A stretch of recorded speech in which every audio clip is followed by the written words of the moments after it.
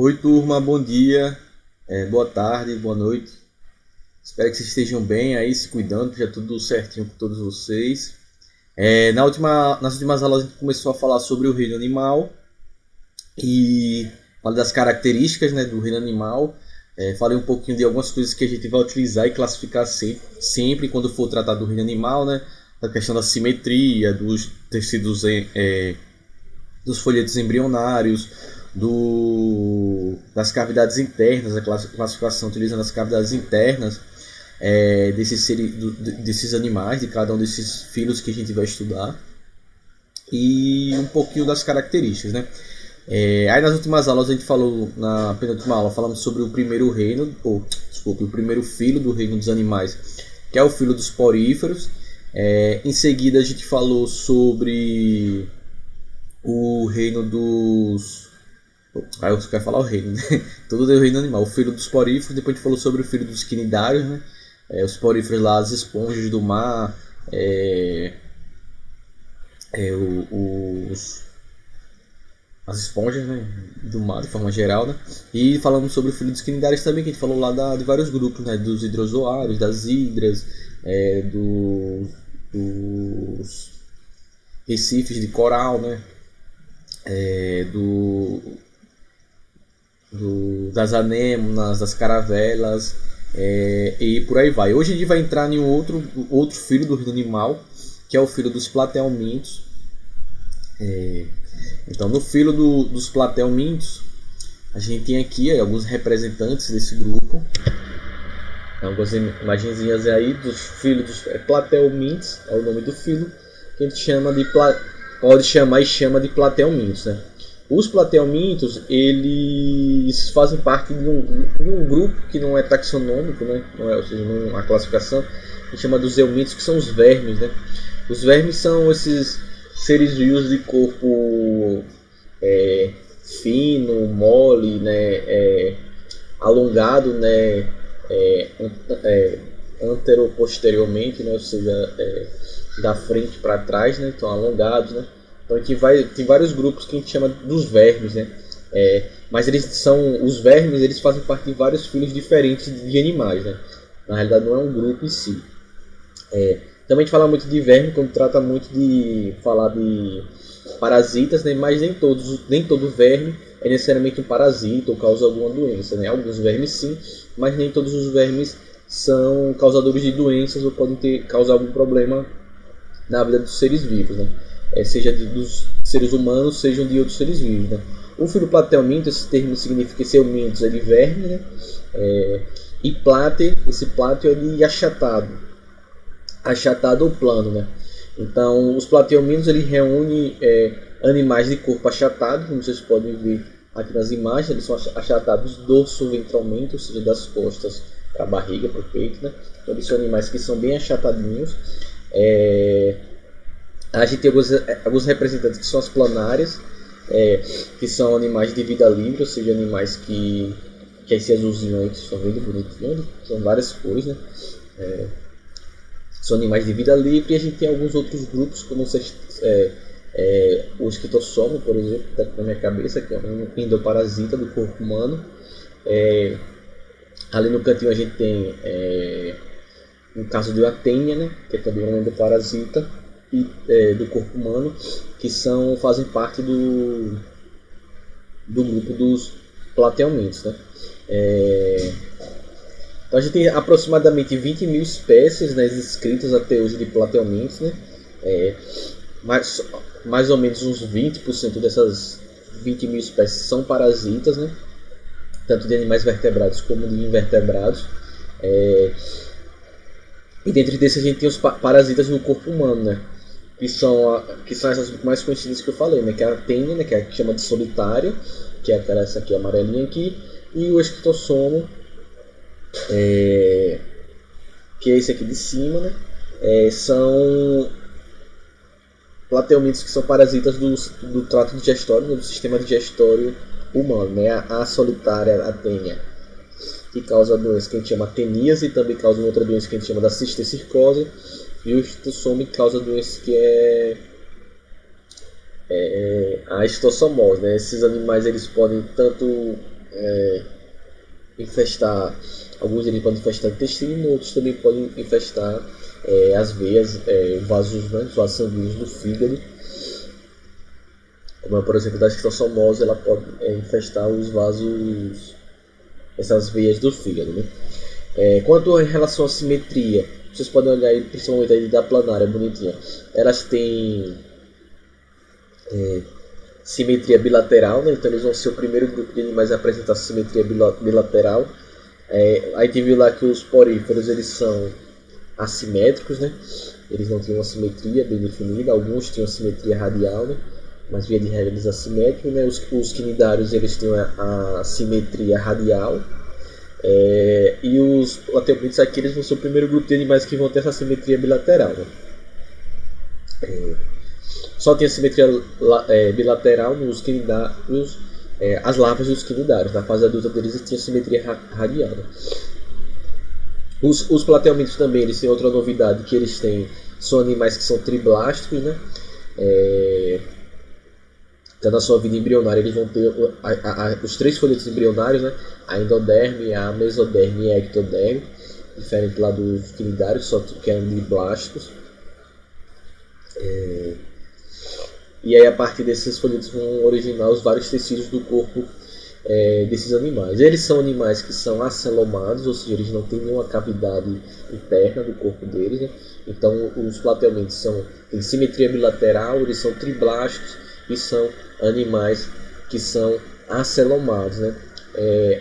Boa parte dos cientistas acredita que ao longo da evolução desses animais ocorreram vários tipos de diversificação, né? Que levaram à formação de diferentes modos de vida, e cada um com sua estratégia evolutiva, né? E a partir de suas características e suas próprias formas de resolver os problemas e as questões adaptativas de sobrevivência e de perpetuação da espécie no ambiente. Então, por exemplo, se acredita que os poríferos foram os primeiros animais a surgir a partir de ancestrais, muito provavelmente os protozoários, né, coloniais, do reino protoctista, e a estratégia evolutiva dos poríferos, né, deu certo, por assim dizer, né, foi bem sucedida, e tanto que até hoje ainda há milhares de espécies de poríferos por aí, né. Acredita-se que ao longo do aparecimento dos poríferos, algumas linhagens desses animais foram se diversificando e apresentando algumas novidades evolutivas que não existiam nos poríferos, né? Então supõe-se que os quinidários surgiram a partir de uma linhagem de poríferos, cuja principal novidade desenvolvida foi a cavidade gastrovascular, né, que a gente viu na aula passada, que permitiu passar da estratégia de um organismo filtrador, que é o caso das esponjas, para obter os alimentos a partir de uma ação mais predatória, que é o caso dos quinidários, né? E a grande variedade de quinidários atuais atesta esse sucesso de modo de vida dos quinidários, né? E muito provavelmente uma nova linhagem, né, surgida talvez, alguns cientistas acreditam, a partir de quinidários primitivos, né, surgiu a linhagem dos plateomitos, né? E as grandes E as duas grandes novidades, né, que nessa linhagem de plateomitos poderia ter surgido e seria importante para eles, seriam justamente essa simetria bilateral e o terceiro folheto germinativo, a mesoderme, né, que surgiu nesses animais que não tinham nos quinidários, né. Então a simetria bilateral está associada, está ligado principalmente à maior capacidade de movimentação, né, porque os animais bilaterais, ou seja, com regiões posteriores, né, à frente e posteriores, o fundo, as costas, por assim dizer, bem definidos, eles conseguem ter uma maior objetividade no seu movimento do que diferente dos quinidários, que com aquela simetria radial eles não têm uma movimentação tão bem definida, né? E ainda disso, a mesoderme ele permite o desenvolvimento de novas estruturas corporais que os quinidários eles não poderiam, como por exemplo a musculatura mais eficiente, né? Os quinidários tinham uma musculatura, mas a mesoderme possibilita uma musculatura muito mais eficiente, dentre outros aspectos importantes. O filho dos plateomitos, eles têm basicamente 3 classes, né? A gente pode se dividir elas, né? A classe tubelária, né, que é a classe de tubelários, né? A classe dos trematodos e a classe dos cestodos, que são os cestoides, né? Aqui na classe tubelária a gente tem reúne principalmente a classe turbelária, reúne principalmente os plateumintos de vida livre, ou seja, aqueles plateumintos que não são parasitas do corpo humano, e são conhecidos popularmente os tubelários, né, como as planárias, que é isso aí que vocês estão vendo na imagem, aquele azulzinho que a gente viu na imagem anterior, né? As planárias elas podem ser aquáticas, né, marinhas ou de água doce, mas algumas podem viver também em ambiente terrestre, né, mas tem que ser ambientes de solos bastante úmidos, porque elas precisam de bastante umidade para sobreviver, né?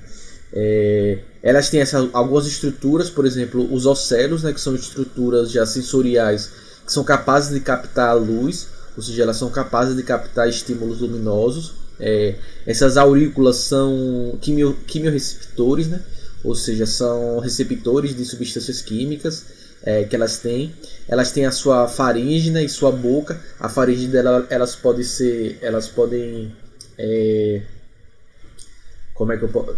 elas podem lançar para fora a faringe da boca, né? Então vocês podem ver que o tubo da faringe dela pode ser lançada da boca. Elas não têm ânos, né? Então são organismos que são protostome, né? Que o blastóporo dá origem à boca, e elas não têm ânos, né? Ou seja, elas não têm um sistema digestório completo, certo? Com relação à organização corporal das planárias, né? As planárias elas têm um corpo recoberto por epiderme, que é rico em células glandulares, né? Responsável pela produção de uma secreção mucosa. Então, tá vendo aí tem as glândulas da mucosa que liberam esse muco. As células da parte interior do corpo são ciliadas, né? E esses cílios, esse batimento desses cílios contribui para atuar junto com a musculatura, né, para permitir o deslizamento animal, né? Então tanto esses cílios como esses músculos eles formam uma trilha de muco por onde o animal ele vai deslizando, né? Esse muco facilita o deslocamento desse animal, né? Desses animais. O espaço entre a epiderme e a parede da cavidade digestória é preenchido por uma série de músculos, como vocês podem ver, tem uma série de musculatura longitudinal, musculatura circular, né? E para um tecido que tem a origem da mesoderme que a gente chama de mesênquima. O mesênquima ele fica nessa parte interna entre os músculos aí, né? Então as musculaturas a gente vai ter elas em diversas direções e sua contração coordenada, né, permite ao animal fazer vários tipos de movimentos, como se alongar, encurtar, se virar o corpo em alguma outra direção. As células do mesênquima elas são totipotentes, ou seja, elas têm a capacidade de se multiplicar e de formar qualquer tipo de célula do corpo desses animais, né? Então, como eles têm esse excesso de células totipotentes no mesênquima, esses animais eles têm uma altíssima capacidade de regeneração. E é uma característica muito importante e interessante dos plateumintos, é essa altíssima capacidade que eles têm de se multiplicar, certo? E de se regenerar. Minha câmera travou. Peraí, deixa eu ver se eu consigo resolver. Bom, espero que tenha resolvido agora. Com relação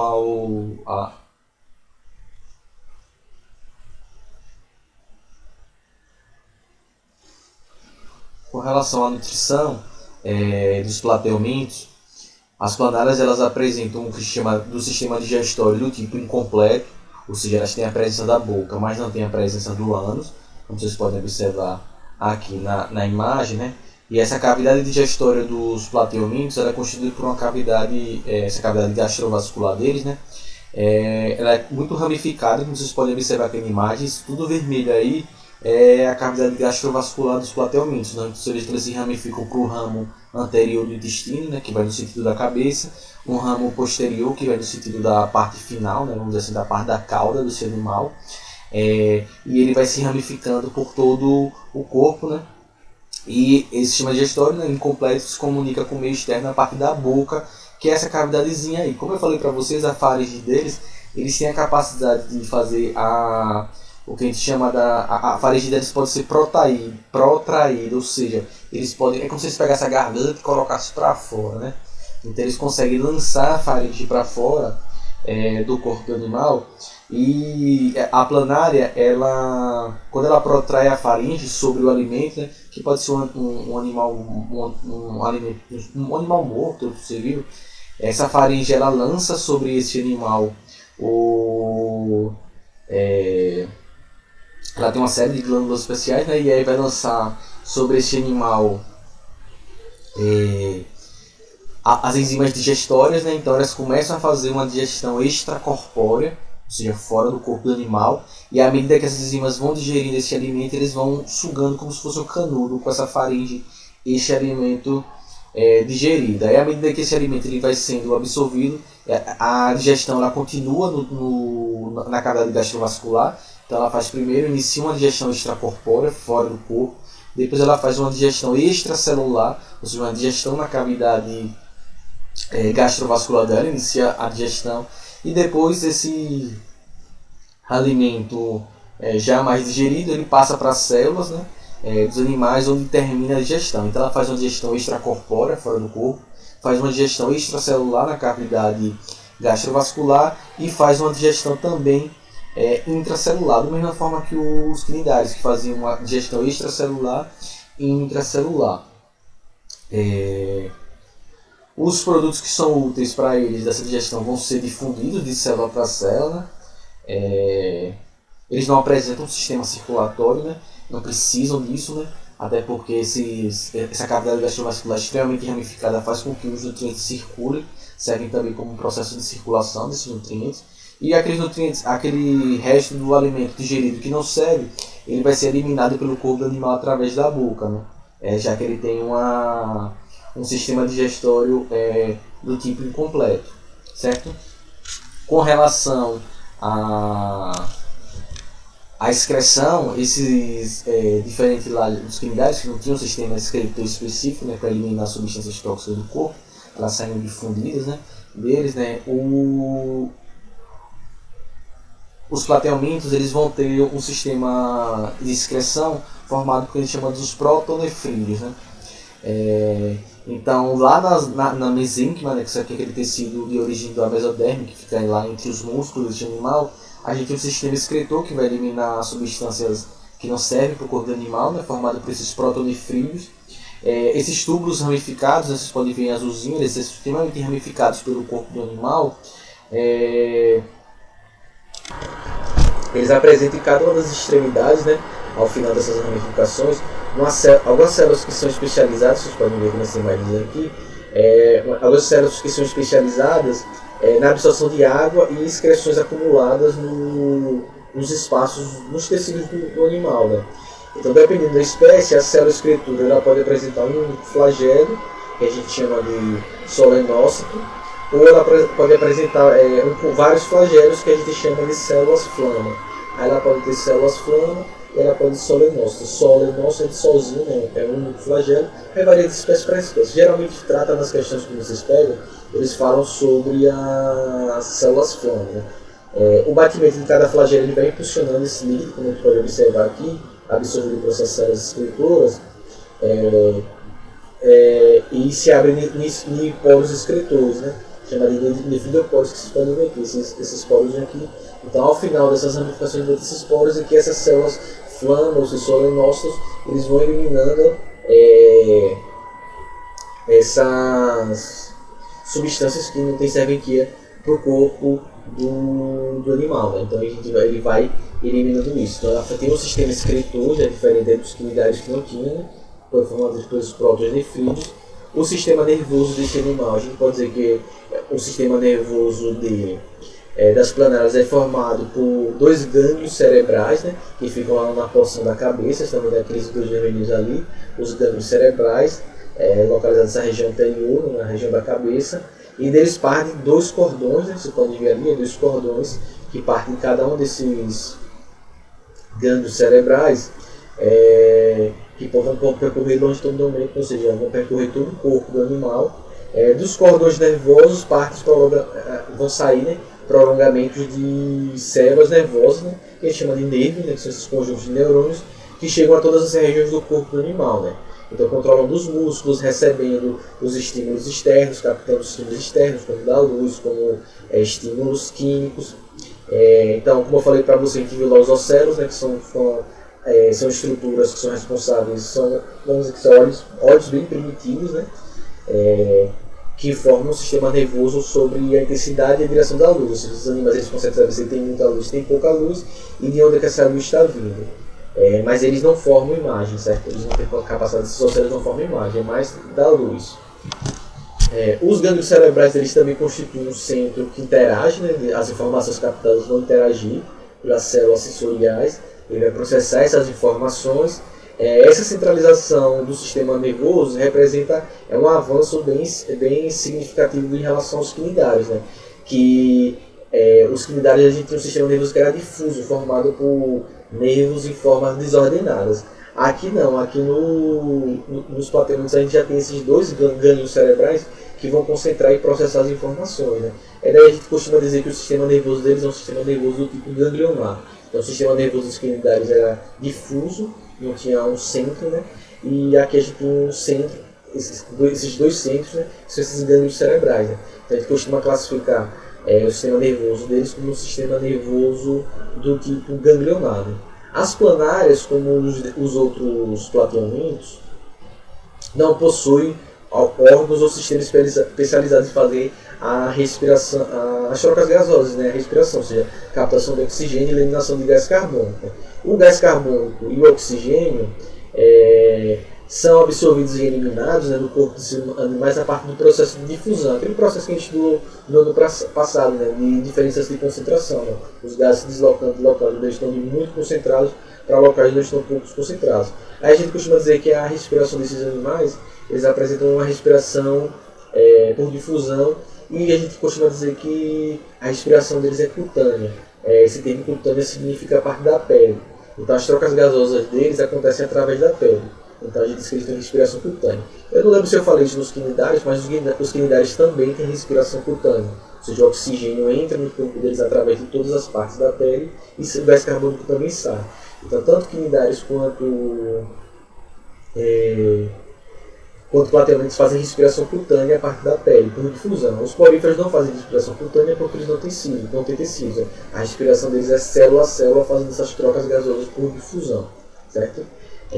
Outra classe que a gente tem de plateumintos é a classe dos trematodos.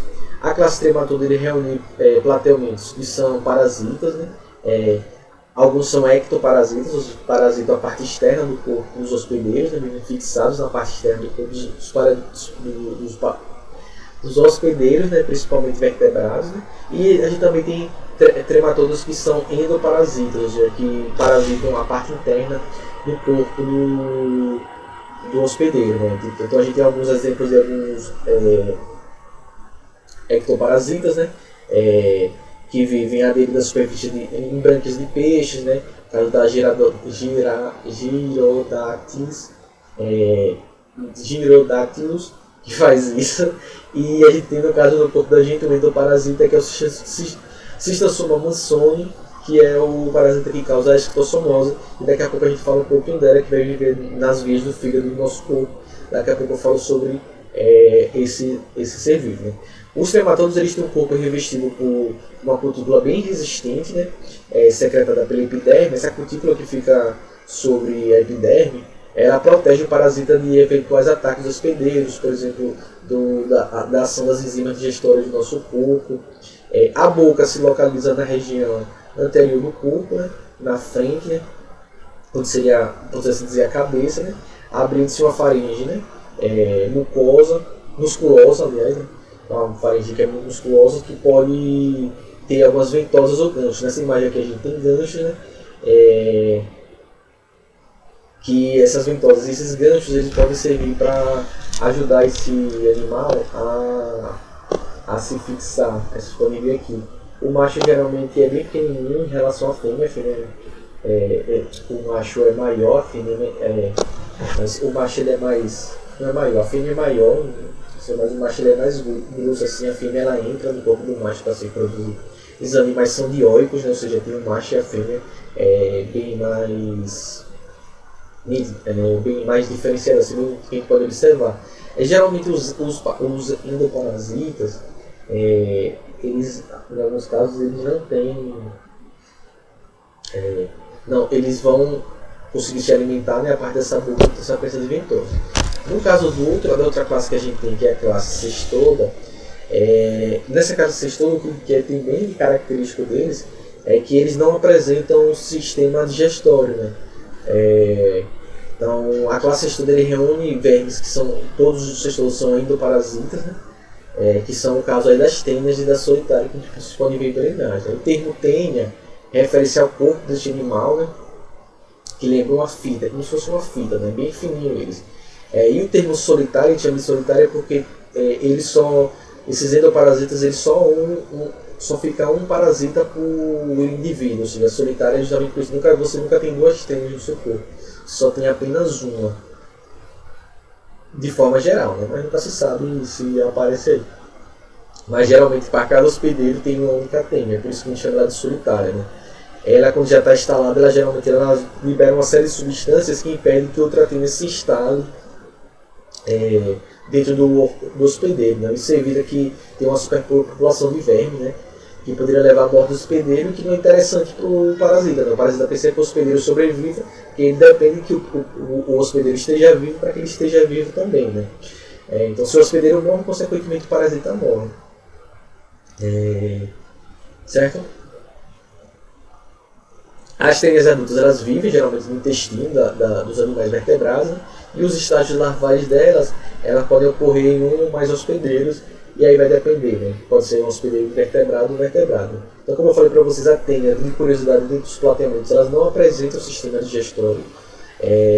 O que se mostra como ela é extremamente adaptada para esse modo de vida parasitária, né? Elas absorvem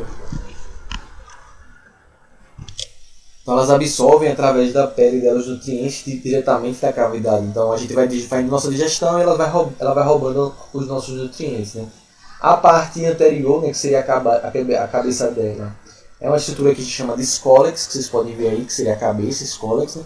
A gente tem basicamente pelo menos duas espécies de importância, né? A tênia sódio, que na sua cabeça, além de ventosas, apresenta ganchos que perfuram a parede do intestino e fixam o animal, né, no intestino. E a gente tem a tênia saginata, que ela só apresenta as ventosas, e essas ventosas elas se prendem no intestino, né, e causam menos dano no intestino do hospedeiro, né. E o corpo dela é formado por essas terminações quadradinhos aí, que a gente chama de proglódeos, que são várias partes iguais, né. Pode até ter 1000 ou mais proglódeos, né. As proglódeos elas se prendem na escólex, né, do animal, né, e ela se forma a partir do processo de estrobilização, que nem a gente viu lá dos quinidários, né, que é a forma da estrobilização para formar as éfiras lá na reprodução. Então a proglóide forma os a escólex forma os proglódeos a partir do processo de estrobilização. Quando ela se torna sexualmente madura, as proglóides elas se autofecundam. Então esses animais, eles são animais que são monóicos, hermafroditas, né? Então cada proglóide tem um aparelho reprodutor masculino e um aparelho reprodutor feminino, e quando elas se tornam maduras, cada proglóide se autofecunda e ela se libera, né, por esterilização, e essas proglóides vão sair do intestino do animal a partir de suas fezes, certo? Com relação à reprodução dos tubelares, a gente tem a reprodução por divisão binária ou por divisão transversal. Então a gente tem um estrangulamento na reprodução. Essa reprodução aqui é assexuada, né? Então eles vão estrangulando alguma parte do corpo, não geralmente essa parte anterior. Essa parte anterior, quando é estrangulada, ela se solta, e aí a gente vai ter a formação de uma nova cabeça e forma um indivíduo, né? Então esses indivíduos são idênticos, né? São clones, por assim dizer. Então a gente tem essa divisão transversal, né? Então uma parte do animal estrangula, se solta, e essa parte nova que se soltou vai formar um novo indivíduo. Então a gente tem esse estrangulamento, né, que eu falei com vocês, vai formar essa partezinha. Eles podem se reproduzir por regeneração. Então Como eu falei para vocês, as células totipotentes presentes no mesênquima desse animal, eles vão fazer com que ele tenha essa altíssima capacidade de se regenerar. Então cada parte perdida desse animal ele pode formar, isso é uma reprodução assexuada também, gente. Então se você corta ele em 3 pedaços, cada pedaço vai regenerar a parte perdida e vai formar um novo animal que é geneticamente idêntico ao anterior, né? Então aí eles vão ter também esse processo de reprodução por regeneração.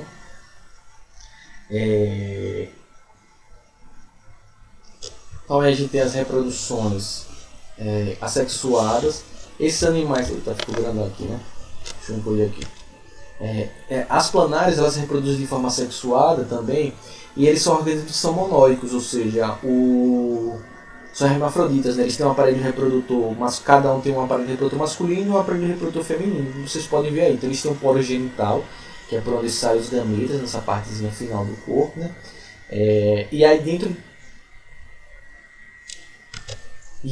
do corpo deles eles vão ter lá, tanto lá seria a vagina, né, o pênisinho, a bolsa copulatória, o oviduto, o local onde vai ter a formação dos gametas femininos, dos ovários, os testículos, onde vai ter a formação dos ovários lá perto da cabeça, vocês estão vendo os testículos, vários testículozinhos que vão formar essas estruturas, né? Então a gente vai ter os ovidutos, por onde os ovos maduros vão se deslocar e por aí vai, né? Então os ovidutos eles se unem, né, para formar uma vaginazinha e a gente vai ter o átrio genital, né, a bolsa onde os dois sistemas reprodutores eles se encontram. Então eles têm um pênis, né, por onde vai fazer a penetração na vagina desse animal, né? A planária elas fazem cópula, né?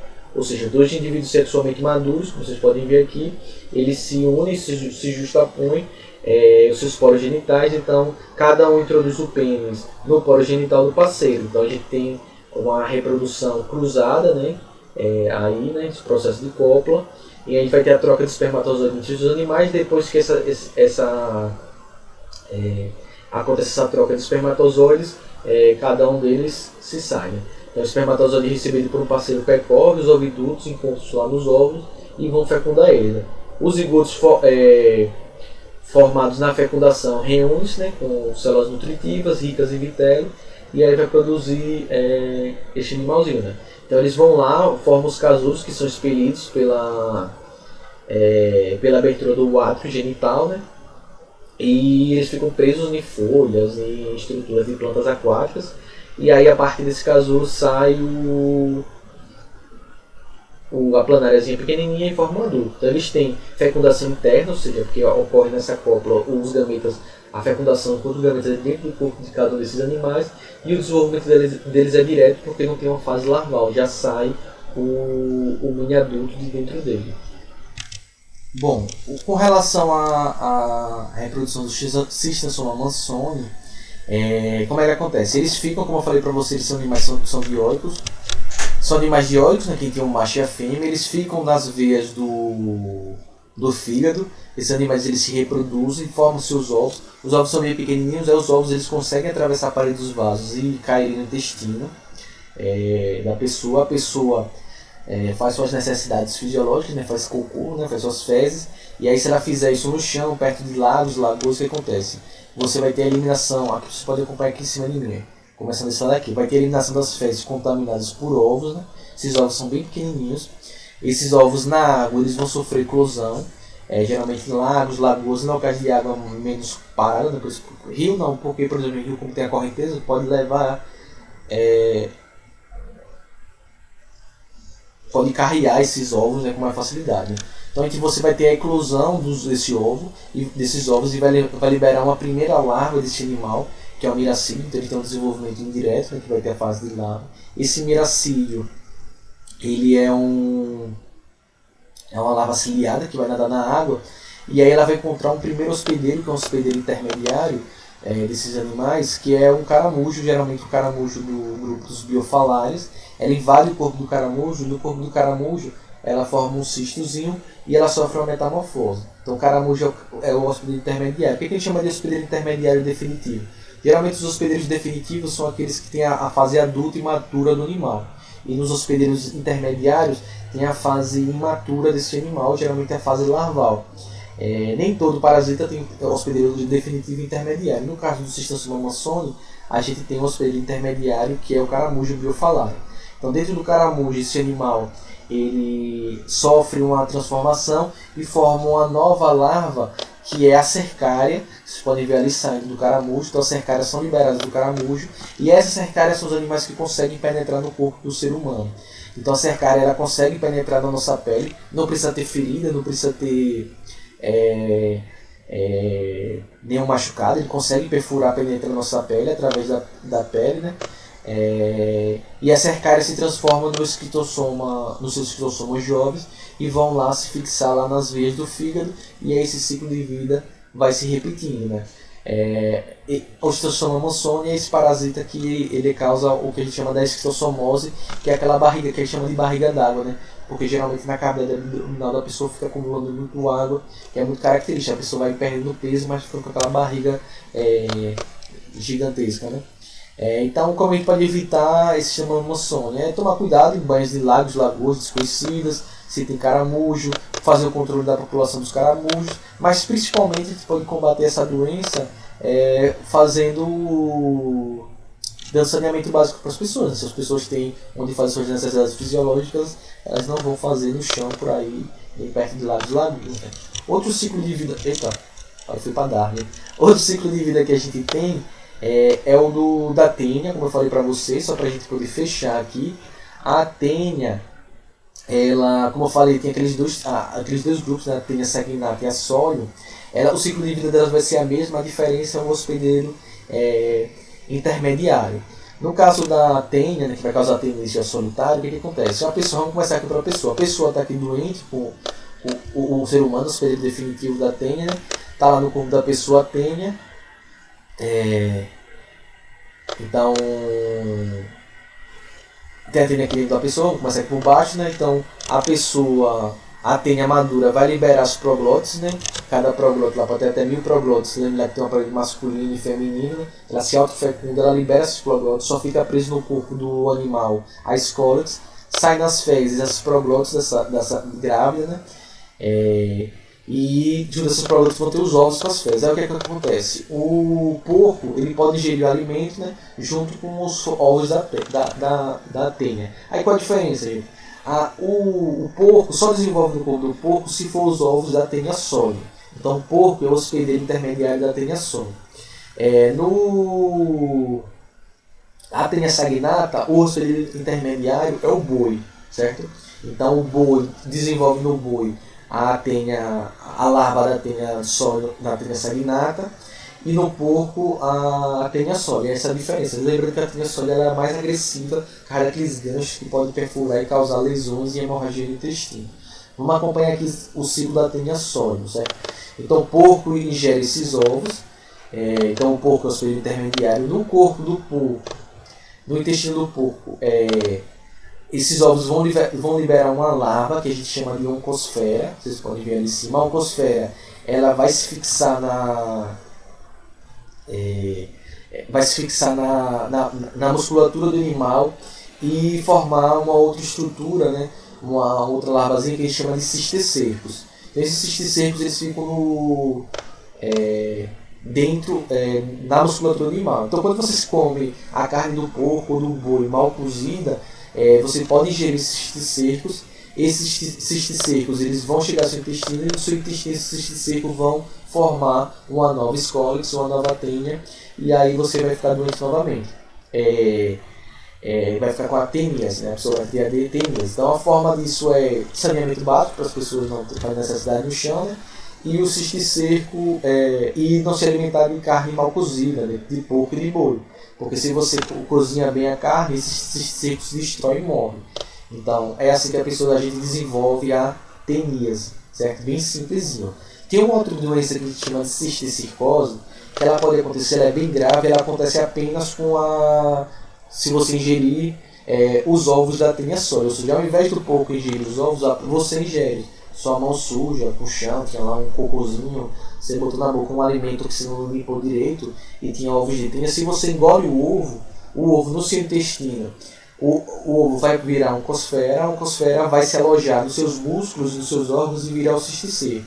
E aí é grave quando essa oncosfera ela se fixa no cérebro da gente e forma cisticerco. Então o cisticerco começa a danificar o cérebro da pessoa e a pessoa pode morrer. Uma doença forma vários cistos, né, desse cisticerco, e a pessoa pode morrer por causa disso. Então, no caso da cisticose, você só desenvolve ela se você ingerir os ovos da tênia sólia. Se você ingerir os ovos da tênia saginata, ela não desenvolve a cisticercose. É só da tênia sólia, certo?